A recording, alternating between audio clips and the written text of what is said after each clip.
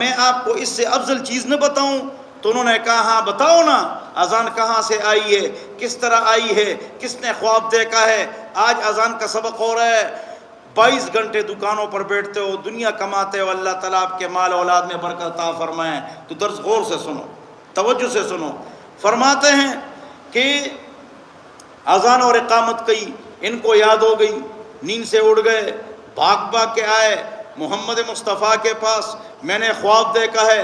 حضور نے فرمایا انک لرأیت حقا، آپ نے حق خواب دیکھا ہے۔ خواب کی تعبیر یہ وہی کا ایک قصہ ہے، لیکن حضور اکرم صلی اللہ علیہ وسلم کے الفاظ سے خواب کی تصدیق ہو گئی وہی سے، وما ينطق عن الهوى ان هو الا وحی یوحی۔